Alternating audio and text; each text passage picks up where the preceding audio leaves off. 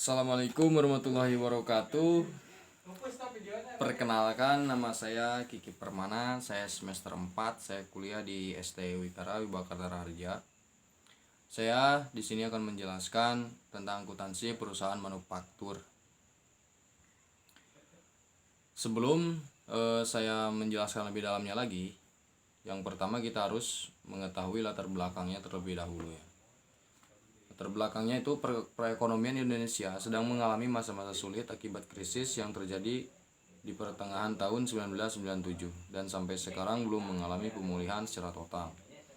Banyak juga perusahaan yang gulung tikar karena menderita kerugian dan tidak bisa bertahan dalam perekonomian seperti ini. Maka setiap perusahaan dituntut untuk dapat meningkatkan kinerja perusahaannya, baik yang menyangkut perencanaan maupun pengendalian.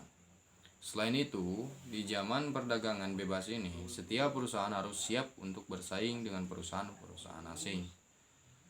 Setiap perusahaan, baik itu perusahaan dagang, perusahaan jasa maupun perusahaan manufaktur, selalu menjalankan aktivitas yang beragam. Setiap perusahaan akan berbeda cara perhitungan, terutama perusahaan manufaktur yang memproduksi dari barang mentah sehingga menjadi barang jadi. Lalu saya akan mulai kepada pembahasannya. Untuk pembahasan akuntansi perusahaan manufaktur, akuntansi perusahaan manufaktur atau manufacturing adalah perusahaan yang kegiatannya mengolah bahan baku menjadi bahan jadi, kemudian menjual barang jadi tersebut. Kegiatan khusus dalam perusahaan manufaktur adalah pengolahan bahan baku menjadi barang jadi. Kegiatan ini sering disebut dengan proses produksi di bidang akuntansi yang menangani masalah produksi. Disebut akuntansi biaya atau cost accounting. Tujuannya untuk apa? Tujuannya untuk menetapkan beban pokok produksi barang jadi. Nah,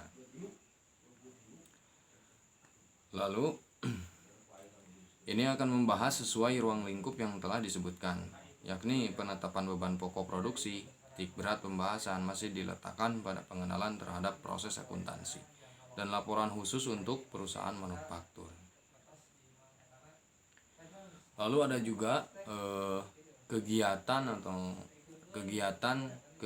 dan masalah khusus perusahaan manufaktur. Apa sih kegiatan-kegiatan dan masalah khusus perusahaan manufaktur?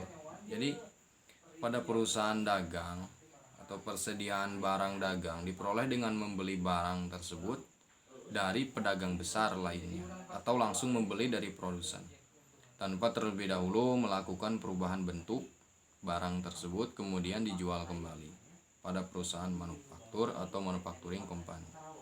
Persediaan barang yang siap untuk dijual merupakan hasil proses produksi dengan pemakaian sejumlah bahan baku dan penggunaan sumber daya tenaga kerja dan kapasitas pabrik seperti mesin ya. Di sini juga ada elemen-elemen biaya produksi. Dalam proses produksi untuk menghasilkan suatu produk, perusahaan manufaktur biasanya mengeluarkan sebagai macam biaya-biaya